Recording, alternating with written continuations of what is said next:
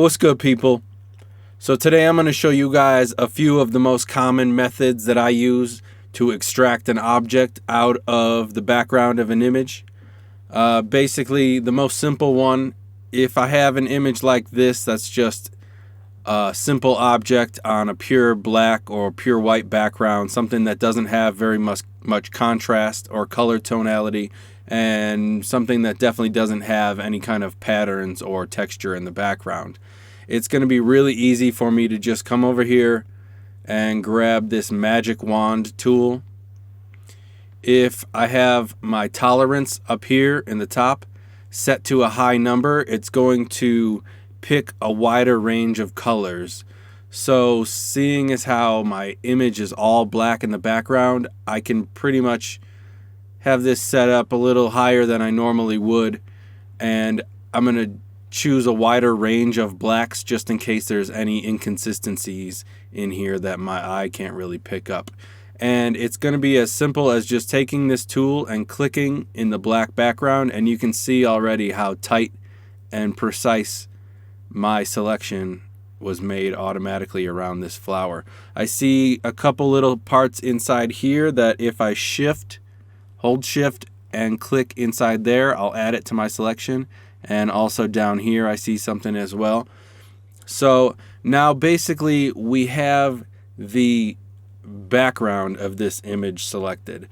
So in order to select just the flower rather than just the background, I'm going to come up here to my select menu and just drop down and choose inverse. So now all of our selection is just this flower inside of our marching ants line here.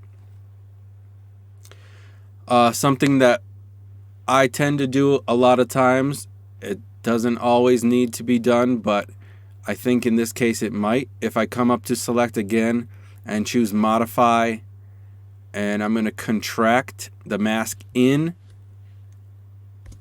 Let's just do 1 pixel and see what that does. So basically you can kind of see what just happened there. If I undo, you can see how my line moved just a tiny bit.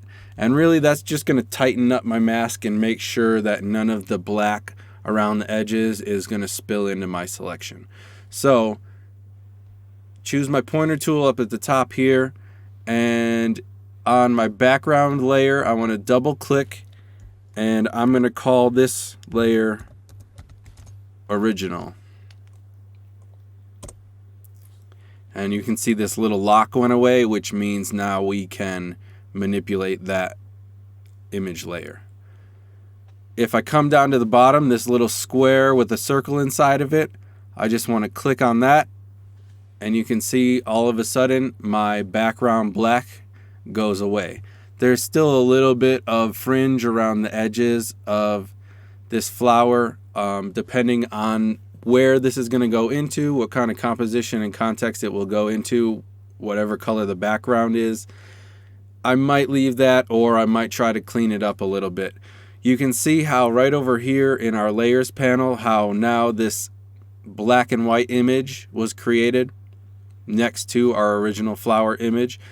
Basically what that is a transparency mask, and anything that you see in black on the original image will become transparent, and anything that you see white in this little thumbnail is what's going to show through of the original image. Now the beauty of this, rather than just deleting all these black pixels in the background so I can never get them back, if I were to have made a mistake, let's say I want to clean up the blue on the edge of this one leaf here really quick. I'm going to come into my paintbrush tool, and as long as I have black selected in the foreground, let me zoom into here, and let's enlarge the brush just a little bit. Too much. And now if I paint this black, you can see how now that color fringe around the edges is disappearing. And all that's doing is coloring black onto this mask here. But let's say I mess something up and I want to switch this over to white. Now by painting in again, I can bring back anything that I mistakenly got rid of. Whereas if I had deleted those pixels in the first place, there's no option for me to do that. Those pixels are gone forever, and I basically would have to start the extraction of this image over again. So in this next image, you can see how we don't really have a pure black or white background. We have this grayscale. There's quite a bit of color tonality happening in here. It's not really any type of pattern or anything that we're going to have to worry about interrupting the simple selection tools. So for this image, I think I'm going to use the quick selection tool, which is in the same menu as my magic wand. If I hold down the pointer on the magic wand tool and choose quick selection. Now basically I'm just going to paint over this image and watch the selection kind of draw itself out automatically.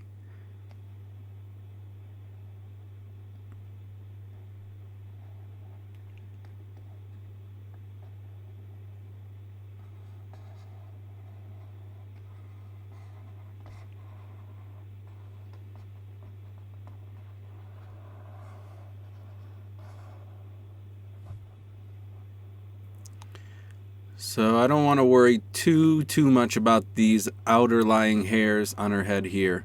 I just want to make sure I have a good generic selection going on.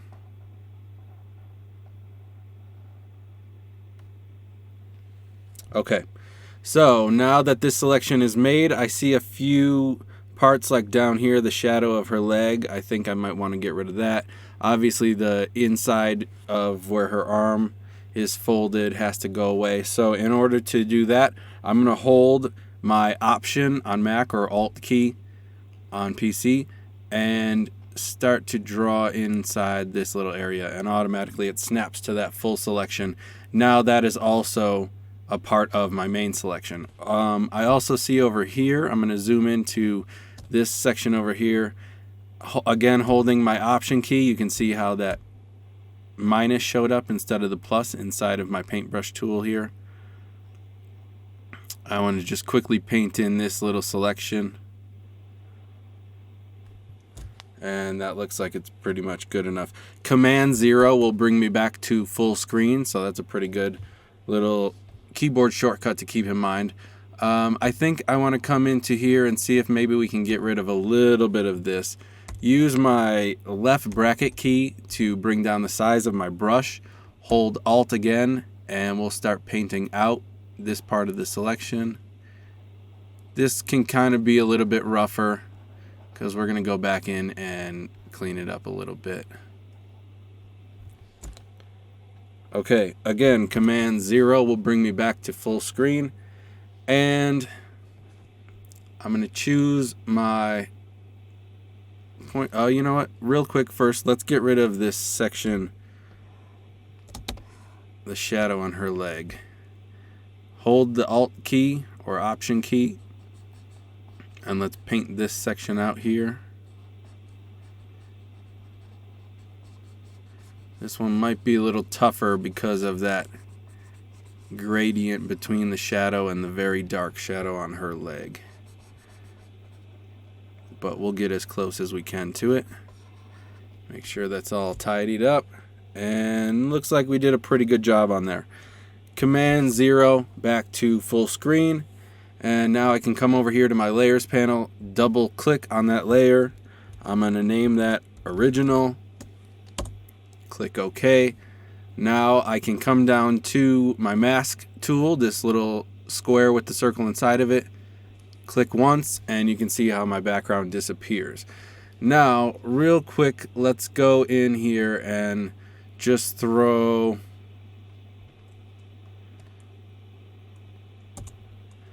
a color in behind her. If I hold Command and select this little curly corner piece of paper, I will create a layer underneath that layer that I was originally working on. Let me undo that. You can see if I hit this symbol by itself, my layer will create on top of it. But if I hold Command while I'm hitting that, it will create underneath. And now I want to fill this background selection with this color that I just picked over here. So just a quick paint bucket, and we'll drop it in there. Now, once we have a color in the background here, you can see how parts of her hair are still not really coming across properly. There's some gray specks that you can see from remnants of the background. So I want to come up to my mask here in the layers panel and make sure I'm selected on this black and white image. I'm going to right click and come down here to where it says refine mask. And now this will pop up a dialog that looks like this. I want to turn on my smart radius tool, and then let's boost that up a bit.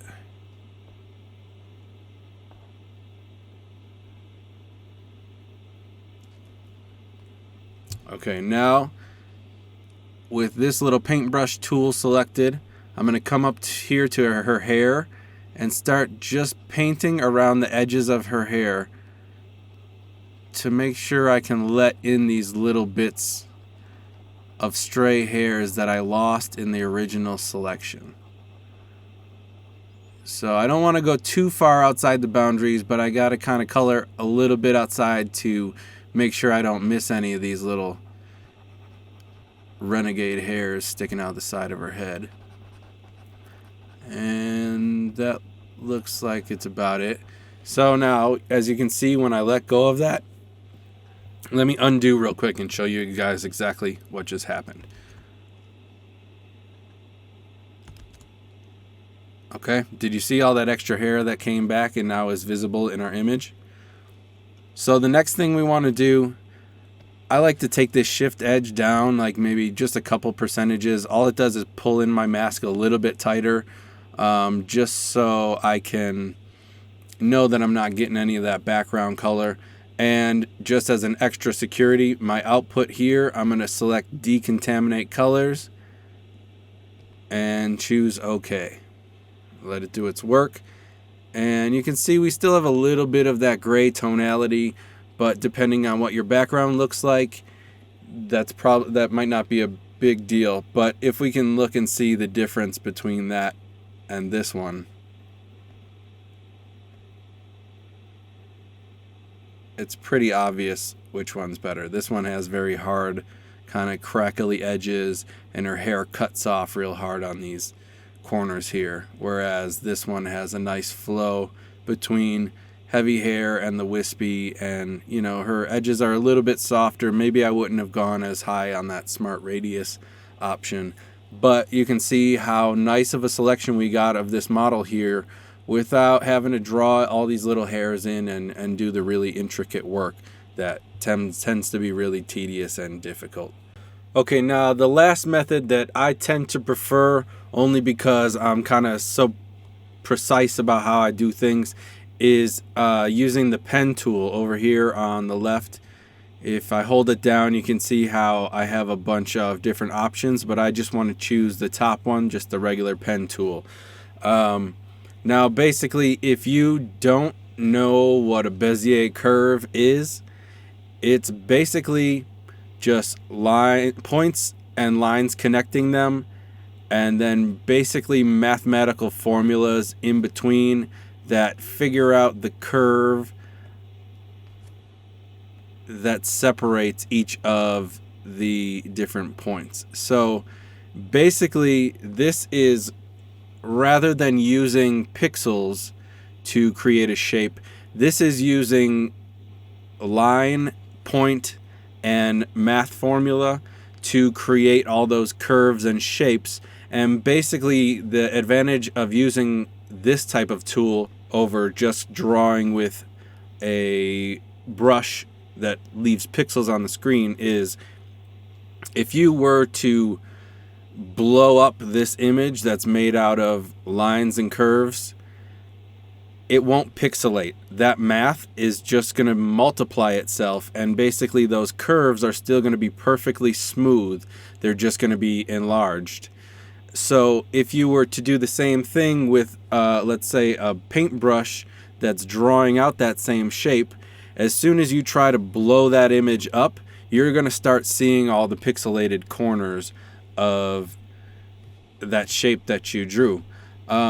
So basically, the reason I like to use this tool for my extraction is because of its precision, and if I want to then blow this mask up, it's going to be a nice precise version of my selection. So let me come over to my paths menu and deselect that, and in my layers panel I'm going to just start zooming into, let's say, the bottom right hand corner of this image. I want to have a pretty good zoom of it. I'm not going to really need to see what the full image is for this. I'm going to need to see more precise on how all these lines and curves are forming themselves in the image.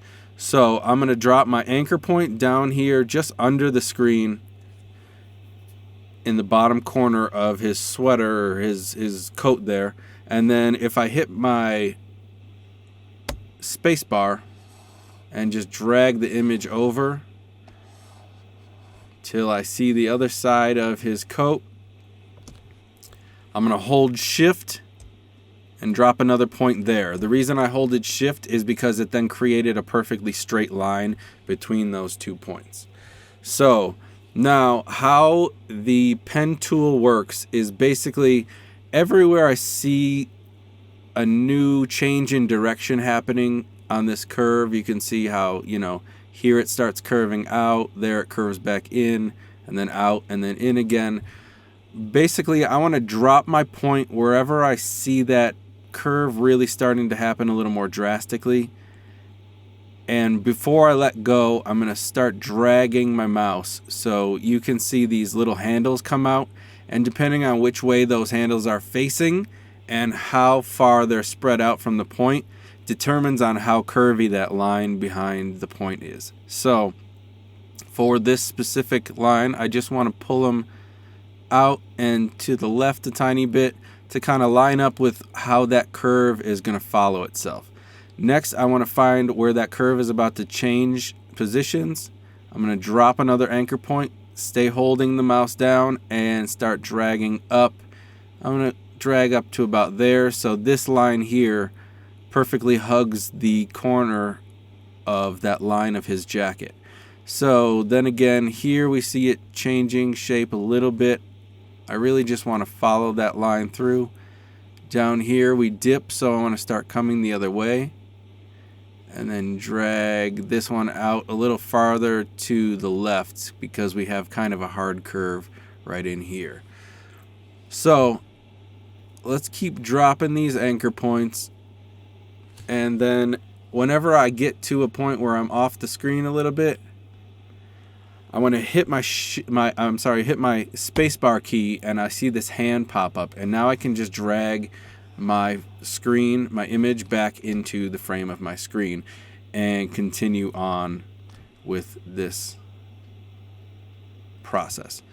So this is going to get a little bit tedious, so I'm going to speed through it a little bit quickly, and you guys won't have to really watch the whole boring process of it.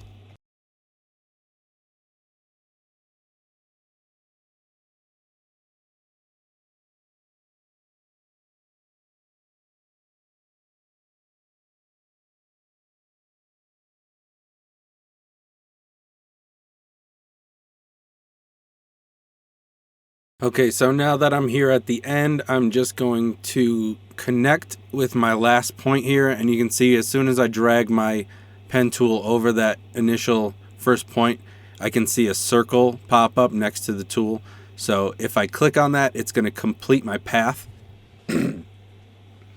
Now, if I did mess anything up, I could come in here with this direct selection tool, and I can then pick on any of these points and adjust them and fix if I lined up the curve a little bit improperly. But I did a pretty good job with that.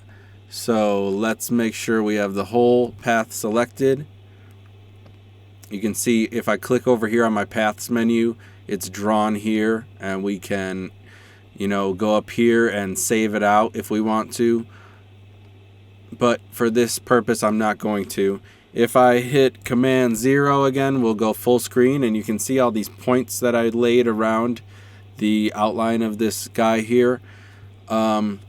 Just like we did the last time, I'm going to come over to my layers panel, double click on that background layer and call this original. Click OK. Now I can access that layer, and with my pointer tool I'm going to come into here, right click, I'm sorry, I'm going to switch back to my pen tool, I'm sorry, and right click anywhere inside this path that I just drew out, and this make selection pops up. I'm going to select that.